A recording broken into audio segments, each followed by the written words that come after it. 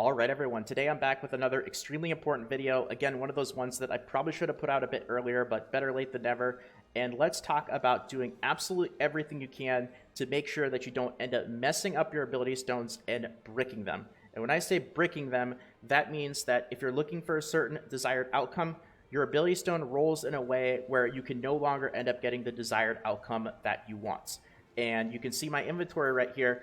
These are all the bricked ability stones that I actually have that I ended up with going on my path to the stone that I actually have.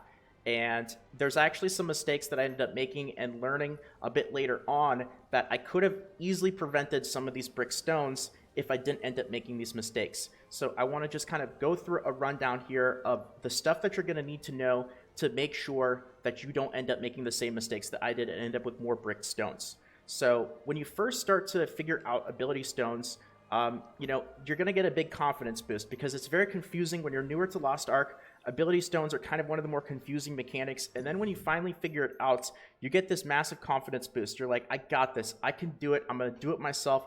I'm going to make my ability stone. I know how this works. And I actually highly recommend that you guys reconsider this initial instinct that you have.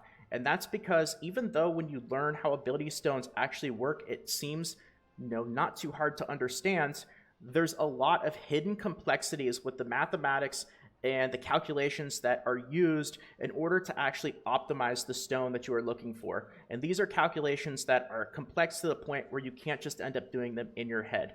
All you can do in your head is take a guessing game, and there's an extremely, extremely high chance that the guesses that you're going to be taking, even if you know how ability stones work perfectly, there's an extremely high chance the guesses that you take doing it yourself are actually going to be incorrect and are going to lead to a higher chance of getting a bricked stone than using, say, a tool.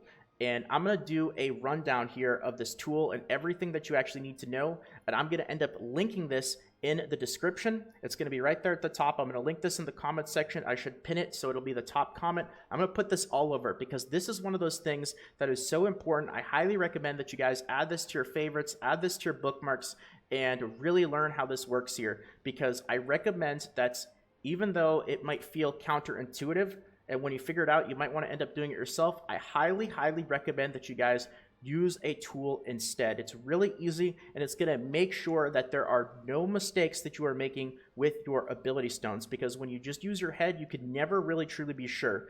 And you might even want to, if you guys are a little doubtful of this, I actually recommend that you guys do this. I did this a few times, and I was very surprised. Do a little, test here, or a little game where do an ability stone and do your prediction on what you think should be the right move. Like when you end up doing your ability stone, of course, you start with 75%, and it can go down to 25% each time it goes up or down 10%. When you succeed, it goes down 10%. When you fail, it goes up 10%. And obviously, the general goal of ability stones is to balance out. When you have a higher success chance, you want to click on your blue lines, which are your positive engravings. And then when you have a lower success chance, you want to end up clicking on your red line, which is the negative engraving, right? Basic concept, pretty simple, easy to follow along with. And if you do it in your head, you might be very, very surprised what you actually realize is the correct mathematical answer when you actually plug in the info in the tool. And there's a lot of circumstances where you think it's really obvious what the right play is by doing it yourself, and you're actually wrong. And doing the play that you thought was obvious is actually going to lead to a higher chance of bricking your stone. So let's kind of go through a rundown of how this tool actually works. It's pretty simple. So first of all, you just plug in your ability stone rarity. This is going to determine how many maximum possible nodes your ability stone has. And then you're going to have your target minimum for the first line and your target minimum for the second line. Now, this doesn't actually start out with 6/6. There's a reason why I have it here for the example, and that's because at the current state of the game that we're at right now, 6/6 for an ability stone is actually a very desirable outcome, because this gives you the possibility to end up getting 4 level 3 engravings. If you perfectly optimize the ability stone, you have 2 epic engravings with books, and you also end up getting +3 and +3 on all of your accessories. And this is actually what I was able to do, and it took me a lot of bricked stones, but I was able to get it done. And you can see here that this leads to the outcome of this right here. It leads to 4 possible engravings here, and the only way that you can actually do this with your two engraving books here is if these are epic, so these give +9/+9, and then your ability stone is going to give you +6/+6, which is a total of 15 and 15. So that takes care of two of your engravings right there. And then the other engravings, all of your accessories can give +3/+3. So that's +15 and +15 on all of them combined for another two engravings. Now, I already have a video talking about this in more detail. That might not necessarily be the path that you want to go on. Maybe you want to do something a bit different, but it's very difficult to end up getting to this point if you don't end up getting a stone that is 6/6. So anyway, back to this right here. So that's why I have that as kind of the default in this example video right here. And a very important point that I want to bring up is this target maximum for the third line. Now, this is one where I actually highly recommend that you guys consider setting this just to the maximum, which is 9 for this stone here, even though that might actually really want to be your real maximum, right? Like for me personally, I didn't want to go any past 3 or 4.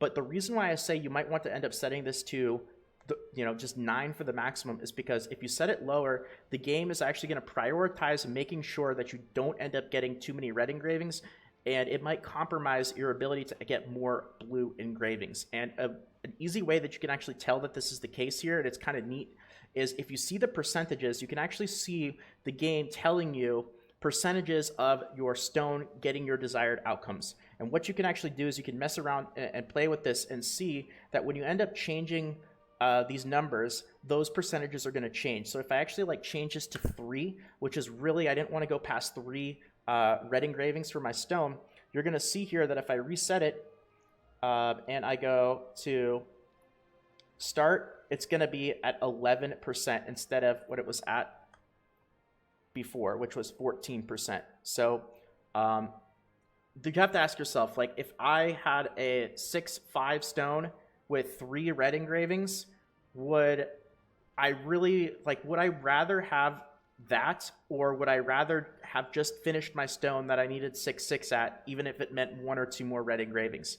And the answer is you probably would have rather just have gotten the 6/6 stone done, even though it meant a couple of extra red engravings, because, and I would learn this the hard way too, getting a stone to 6/6 is not as easy as you might think. I thought it would be super easy, but you can see these percentages here. It's a lot more difficult than you'd think. And even if you actually take these numbers down to 5/5, you can see how big of a difference it is in the increased likelihood of getting a 5/5 stone compared to a 6/6. So very important to end up using a tool like this to make sure that if you do this, there are no possible mistakes that you are going to make. And it's really easy. Let me just do a little rundown here of how this would work. And we're going to use this stone here as a bit of an example, even though this stone, this is just for an example here. So basically what you do is it's going to highlight in yellow what to actually click, right? So if my outcome, my desired result is a 6/6 stone and I don't care about how many maximum red engravings there are, the game will tell you the first thing to click on is this first engraving right here. So I'm going to click it, and then now what we do is we go back to the tool and we choose the what actually happened. This is the success. This means that it failed. And then if it succeeds, the game is going to tell me what the next thing to do is, which is going to be this one right here. It succeeded, so we go here and then we click on this. And then the game's going to tell me what the next thing to do is. Now again, this might be one of those points where you're like, wait, really? It's telling me to go back to the first one? Really? When I want to click the red one, or when I want to do something else? There's going to be a lot of points like this where if you try to do this in your head, you might be very surprised what the actual answer is. And this is all mathematically solved, and there's very complicated calculations that have, this is the correct answer. You'd be surprised. So doing this yourself is going to lead to very likely more brick stones than you actually needed to get your desired outcome. So then we go back here, we do this, and it's going to tell me that one right there. And now we actually end up going to the red one here. We click that, it failed. So when it fails, then you click on this one right here, and so on and so forth. And you're basically just going to rinse and repeat this until your stone is either done or until it bricks to the point where you just feel like you need to get another one. So get used to it. You're going to be doing this a lot, especially later on when the ability stones get even more complex. And this is important stuff here. So I wanted to kind of go over this in a bit more detail. I wish you guys the best luck. Now, at the end of the day, ability stones are a lot of RNG. There's stuff that you can do to improve the odds in your favor, but there's also randomness that you have no control over. So, you know, at the end of the day, if you get unlucky, that's just the way it goes, and there's nothing we can really do about it. But you can still do everything you can to try to help. So I hope that you guys enjoyed this video. I really do hope that it helped out. Honestly, there's a lot of other things that I wanted to talk about with ability stones, but you know, we're already getting kind of long on this video. Don't forget as well that getting ability stones off the market, very important, guys. If you know, it's not just the actual cost of the ability stone. This is also really important because when you end up buying ability stones, it's not just what they're actually going to cost you. It's also the Phaon cost as well. So if we go back to the market here and we go to an ability stone, you'll see that buying like a tier 3 legendary ability stone is going to end up costing whatever the gold cost is plus the Phaons. So, you know, 5 blue Phaons, if you actually, you know, go through, if you value these at whatever they cost in blue crystals, you know, these are 100 for 850 blue crystals, depending on your currency exchange. If it's like 400 gold for 95 blue crystals, you know, if you do the math, that means that a Phaon costs about 35 gold or so. That means that all your ability stones, because they're spending Phaons, in reality, they don't just cost what they actually cost. They cost what they cost plus, you know, an extra 150 to 200 gold in Phaon value as well. So another reason to make sure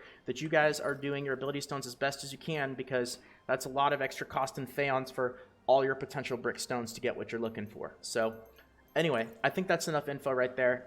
That's it for real. I hope that you guys enjoyed. I hope this video helped out. If it did, consider leaving a quick like, consider subscribing to the channel for more videos like this in the future, and feel free to check out the Twitch stream, twitch.tv/salt, where I'll be streaming Lost Ark as well as other games. Thanks again, everyone. Take care, and until next time.